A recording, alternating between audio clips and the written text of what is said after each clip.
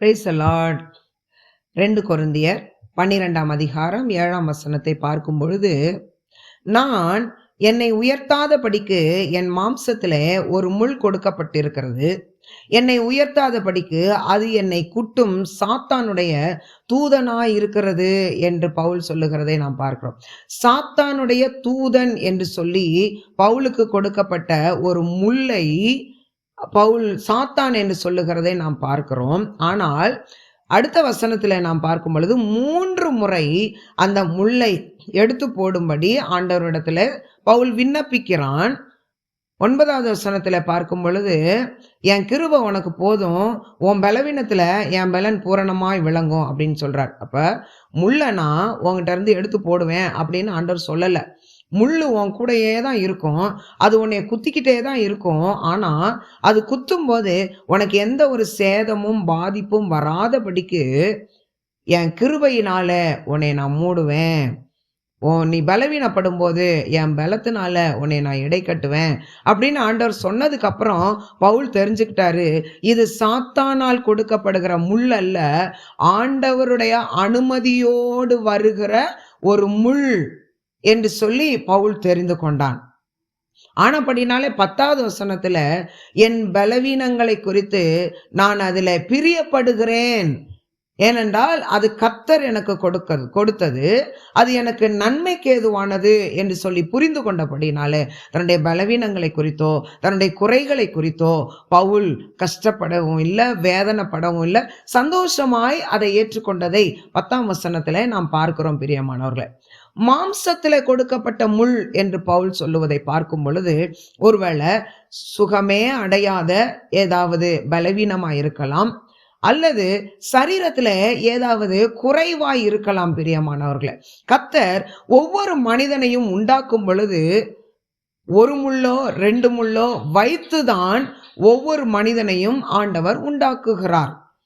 ஏனென்றால் ஒரு குறையும் இல்லாமல் பரிபூரணமாய் எல்லாம் பொருந்தி ஒரு மனிதன் காணப்பட்டானே, ஆனால் படிப்பிலேயோ சொத்து ஆஸ்தி சம்பாத்தியம் அழகு இப்படி எல்லாவற்றிலேயுமே ஒரு குறையும் இல்லாமல் ஒரு மனிதன் இருப்பானே, ஆனால் அவனுடைய நிலைமை லூசிஃபர் ஆளுகை செய்கிற ஒரு நிலைமைக்கு தள்ளப்படுவான். பிரியமானவர்களே, லூசிஃபருடைய வேலையே அதுதான். பாரு, உன்னை போல அழகு யாரும் இல்லை, உன்னை போல படித்த பட்டதாரி யாரும் இல்லை, உன்னை போல பணக்காரர், உன்னை போல நல்ல வசதி வாய்ப்போட இருக்கிறவங்க யாருமே இல்லை அப்படின்னு பெருமையை கொண்டு வருகிறது தான் லூசிஃபருடைய வேலை.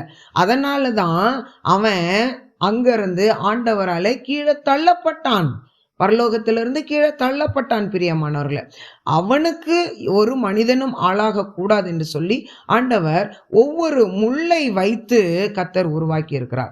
அதை குறித்து நாம் கவலைப்பட வேண்டிய அவசியம் இல்லை, ஆண்டவர் பார்த்து கொள்வார். அதனால நம்மளுக்கு எந்த சேதமும் வராது, பாதிப்பும் வராது. ஆண்டவருக்கு நன்றி மாத்திரம் செலுத்துவோம். பிரியமானவர்களே, பாருங்க 7ஆம் வசனத்துல அவர் சொல்றாரு, நான் பெற்ற வெளிப்பாடுகளின் நிமித்தம் என்னை உயர்த்தாதபடிக்கு. அப்ப பவுலுக்கு நிறைய வெளிப்பாடுகளை கர்த்தர் கொடுத்திருக்கிறார். 1ஆம் அதிகாரம் அப்போஸ்தலர் 1ஆம் அதிகாரத்துல பார்க்கும் பொழுது சீஷர்கள் 11 சீஷர்கள், இயேசுவின் தாயாகிய மரியாள், அவர்களோடு ஒரு சில ஸ்திரீகள் எல்லாம் சேர்ந்து மேல் வீட்டறையில 120 பேர் கூடியிருந்து காத்திருந்தார்கள். இயேசு கிறிஸ்து பரலோகத்திற்கு எடுத்துக்கொள்ளப்பட்டது பிறகு இந்த 120 பேர் மேல் வீட்டறையில காத்திருந்தார்கள். இவர்கள் சீஷர்களாயிருந்தார்கள், இயேசுவை மேசியாவாக ஏற்றுக்கொண்டவர்களாயிருந்தார்கள். அவர்கள் மத்தியில பேதுரு எழும்பி நின்று பிரசங்கம் பண்ணினான் என்று சொல்லி நாம் பார்க்கிறோம். 3.5 வருஷம் ஏசப்பா கூடயே இருந்தாங்க. ஏசப்பா மார்பிள சாஞ்சுக்கிட்டு இருந்தாங்க, ஏசப்பா கூட உட்காந்து சாப்பிட்டாங்க, ஏசப்பா கூடயே கையை பிடிச்சிட்டு நடந்துட்டு போனாங்க. அவ்வளவு நெருக்கமா இருந்த சீஷர்கள் அவர் எடுத்துக்கொள்ளப்பட்ட பிற்பாடு மேல் வீட்டறையில அவர்கள் மூடி இருந்து காத்திருந்தார்கள். ஆனால் பவுல பாருங்க, பேதுரு முதல் பிரசங்கம் சீஷர்களுக்கு மத்தியில பிரசங்கம் பண்ணினான். பவுலை பார்க்கும் பொழுது அப்போஸ்தலர் 9ஆம் அதிகாரத்துல கர்த்தரால் தொடப்பட்ட உடனே தாமதமின்றி கிறிஸ்துவை மேசியாவாக பிரசங்கம் பண்ணினான். எந்த இடத்துல பிரசங்கம் பண்ணினான்? ஆலயத்திலே பிரசங்கம் பண்ணான். ஆலயத்துல பிரதான ஆசாரியர் இருப்பாங்க, வேத பாரகர் இருப்பாங்க, பரிசேயர் இருப்பாங்க. மற்ற எல்லா யூதர்களும் இருப்பாங்க பாருங்க. இவர்களுக்கு மத்தியில தைரியமாய் முதலாவது தடவை பவுல் பிரசங்கம் பண்ணினான். அப்ப பாருங்க, 3.5 வருஷம் இயேசு கூடயே இருந்த சீஷர்களுக்கும் இப்பொழுது தொடப்பட்ட பவுல் தாமதம் இல்லாமல் தைரியமாய் ஆலயத்துல எல்லாருக்கும் முன்னாடி பிரசங்கம் பண்ணினதையும் பார்க்கும் பொழுது, பவுல் உண்மையிலேயே விசேஷமாய் தெரிந்து கொள்ளப்பட்ட ஒரு மனிதன், ஆண்டவரை ஏற்றுக்கொண்டவர்களை கொடுமைப்படுத்தின ஒரு மனிதன். ஆனால் கர்த்தர் அவனை விசேஷ விதமாய் பயன்படுத்தினார்.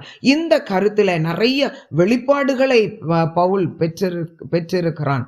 இதுல சீஷர்களுக்கும் பவுலுக்கும் ஒரு சில மனஸ்தாபங்கள், ஒரு சில ஏற்றத்தாழ்வுகள் வந்திருக்கும்.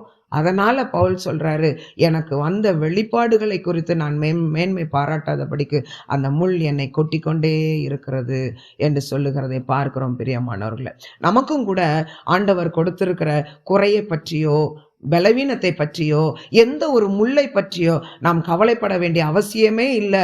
ஆண்டவருக்கு நன்றி மாத்திரம் செலுத்துங்க. கர்த்தர் நம் ஒவ்வொருவரையும் அளவில்லாமல் ஆசீர்வதிப்பார். பிரியமானவர்களே, சேதம் ஒன்றும் வராது.